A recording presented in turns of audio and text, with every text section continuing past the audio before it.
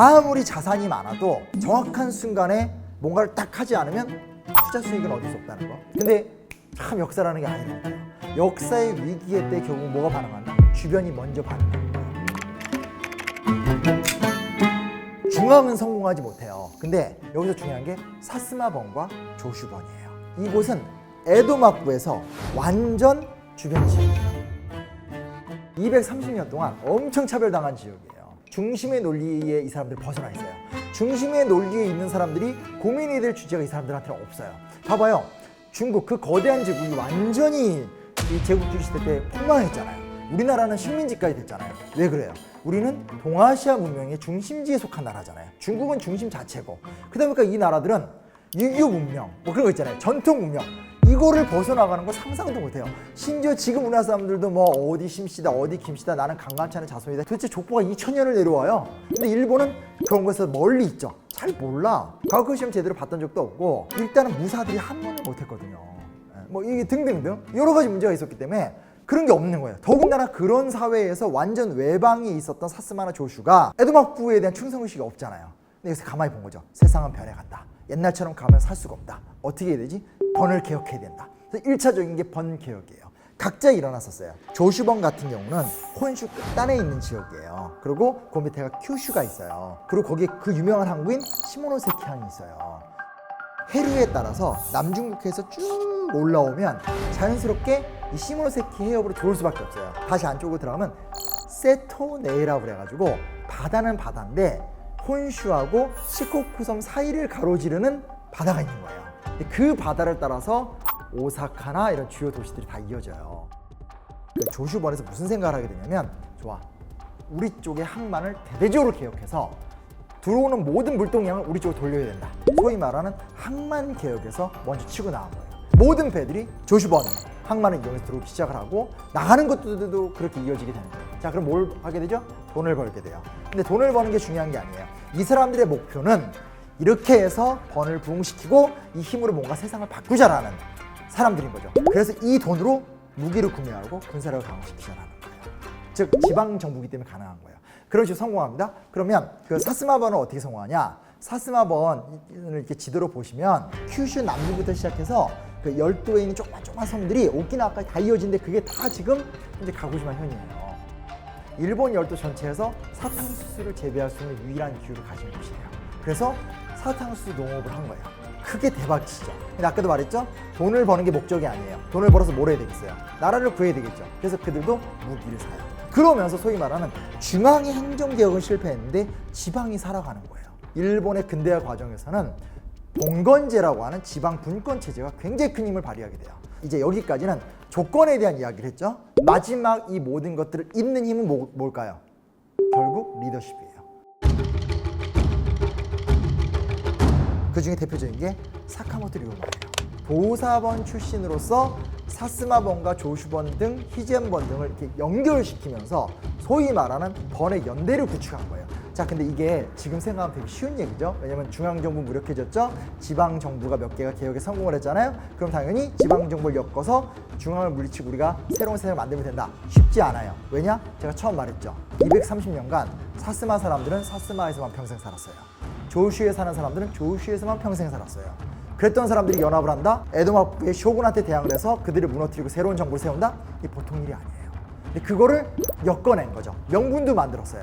천황을 복위시키자. 이제는 쇼군이 아닌 다시 천황의 귀환이 이루어져야 된다. 숱한 고정관념과 기득권과 입장 차이를 하나하나 다 풀어내면서 번의 리더들을 결집시켜서 결국은 번의 연합을 만들어냈던 일이에요. 그래서 많은 사람들이 사카모토 류마의 리더십 얘기 되게 많이 하는 거예요. 특히 최근에 와서는 기업 혁신, 기업 리더십 이럴 때 굉장히 많이 얘기를 하게 돼요. 그 다음에 이제 기분 나쁜 사람이 나옵니다. 이토히로 부미가 나옵니다.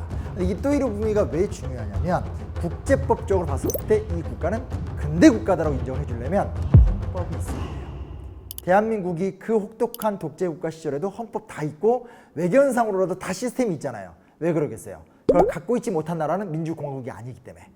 근데 이때 이토의 업적이 바로 그거예요. 메이지 헌법을 만들었다는 거예요. 국제적으로 공인을 한 거죠. 이런 식으로 이 당시에 굉장히 중요했던 성과를 냈던 사람들이 많아요. 예를 들면 야마가타 아리토모 같은 경우는 이 사람은 군거리 지도자인데 프랑스, 독일 같은 혹은 영국 같은 그 국가의 독특한 군사 모델을 잘 수용해서 제국 군대를 발전시켰던 사람으로 되게 유명한 사람이고, 그 마스히타라는 사람은 우리 그거 아시죠? 대기업 중심의 재벌 중심, 국가가 재정 투입하고 재벌 키우는 정책, 그걸 만든 사람이 마스카타라는 사람, 마스카타 마사요시라는 사람인데, 작은 나라가 단기적으로 빠르게 성장할 때 인위적인 경기 부양과 경제 정책을 수립한다. 그러니까 이건 좋다 나쁘다의 문제가 아니라 이 방식으로 사회를 부흥을 시킨 거예요. 그리고 제가 개인적으로 제일 싫어하는 사람이 모리 아리노리인데, 이 사람의 이제 특징이 뭐냐면, 이 사람은 제국대학을 만든 사람이에요. 도쿄 제국대학, 교토 제국대학, 경성 제국대학. 국가를 이끄는 데 있어서 제국대학이 있어야 되고, 제국대학을 통해서 엘리트를 양산해서 엘리트로 국가를 운영해야 된다. 고시 열풍 이런 거 만든 사람이에요. 그러니까 이 사람들의 업적이라는 게 무조건 좋다 이 얘기는 절대 아니에요. 다만 중요한 게 뭐냐, 혼돈을 거듭하던 나라가 사카모토 로마의 연대에 의해서 통일이 되고, 그래서 메이지 정부가 수립되고, 그럼 이제 어떻게 근대 국가로 나아갈 것인가에 대해서 일본식 헌법과 일본식 체제를 만들면서 국가 부흥에 성공을 했다라는. 그리고 그 중에 가장 인상적인 건데 생각보다 너무나 모르는 주제가 하나 있어요. 그게 그 유명한 이와쿠라 사절단이에요. 우리나라도 청나라도 일본도 개항을 한 다음에 외국에 사절단을 보내요. 우리 학교에서 외우죠? 수신사, 조사시찰단 뭐 이런 거 외워요. 청나라는 가서 그냥 우습게 보고 왔어요. 쭉 보고 나서 에이 이러고 온 거예요. 우리는 이게 너무 비극적인데, 민영익이라는 사람이 있어요. 그 사람이 남긴 기록을 보면 나는 광명의 나라에 갔다가 암흑의 나라로 돌아왔다, 이런 기록이 있어요. 법인사절단을 가서 쭉 보니까 너무 좋은 거예요. 미국이라는 나라가 야 진짜 발전된 민주주의, 풍요로운 또. 그 와보니까 한국이 너무 초라해 보이는 거야. 그러려고 보낸 게 아니잖아요. 근데 물론 여기서 저는 무조건 조선을 나쁘게 보고 싶진 않아요. 여러 문명의 문제들도 있고 장기 지속적 자산이 없는 문제들도 있고 여러 가지 문제가 있기 때문에 우리가 비교해서 비하하자고 이야기하는 것이 아니라, 갔다 와서 배운 게 없었고, 갔다 와서 절망했고, 근데 어떤 사람들은 갔다 와서 진짜 이야기를 만들어 나가고. 이와쿠라 사절단은 이 사람들이 메이지 유신 진행 중임에도 불구하고 1871년부터 73년까지 미국부터 시작해서 다 돌아요. 그리고 미국 회람식이라는 기록을 남기게 되는데, 이때 갔던 사람 중에는 이토 히로부미, 그리고 기도 다카요시, 오쿠보 도시미치 등 나중에 이 메이지 유신에 굉장히 중요한 역할을 했던 사람 중에 상당수가 들어가 있어요. 근데 이 사람들이 쭉 보는 거예요. 미국을 가봤더니 광대한 영토, 발전된 민주주의, 탁월한 청교도 정신, 아 대단하다. 근데 우리가 따라하지 못합니다. 패스. 그 다음 영국을 갔어요. 신사, 젠틀맨, 고도의 내각제. 내각제라는 제도 자체는 뭐 썼어. 프랑스를 넘어갔어요. 낭만과 우아한 외교 문화, 너무 로맨틱해. 근데 그거에 대해서는 사실은 경계해요. 왜 경계하냐면, 프랑스 대단한데 이거 따라했단 우리나라 거덜난다. 그냥 그런 외교 술망 배우자. 그러다 어딜 방문하냐, 스위스를 가서 충격을 받아요.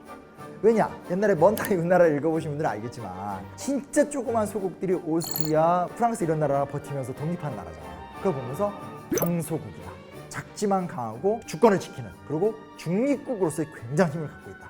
사실 거기에 굉장히 감탄해요. 그리고 왔으면 정말 좋았을 텐데, 그 다음에 방문하는 나라가 독일이에요.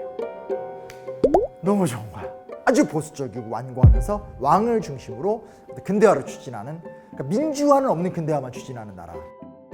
소수의 지도자들이 착착착 명령을 내리면 다수의 국민들이 별 토를 달지 않고 으쌰 으쌰 일하는 구조. 짧은 기간 동안에 단기적으로 강력한 군사력과 강력한 산업적 성공, 이거다.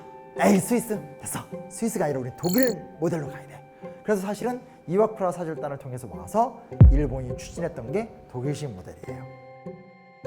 그러니까 뒤집어서 얘기하면 뭐가 되냐면, 시민사회를 구성하거나 민주주의를 발전시키거나 하는 것은 다 배제시켜요. 그리고 그게 결국 나중에 가다 보면 일본이 전쟁 국가로 발돋움하게 되면서 파산하게 되는 또 결과가 된다는 것들. 그러니까 사회적 자산에서 있어서 일본은 장기적 자산도 갖고 있었고 단기적인 큰 효과도 있었지만, 더 미래로 나가는 자산을 확보하는 데 있어서는 노력을 게을리했던 것 같아요. 그리고 이것을 뒤집어서 이야기해보면, 우리는 현재 어떤 사회적 자산을 갖고 있습니다. 어떤 장기 지속적인 힘을 갖고 있을까요? 혹은 해결하지 못한 문제들은 뭐가 있을까? 남의 나라 역사 객관적으로 살펴보고 그곳에서 잘 뽑아먹자.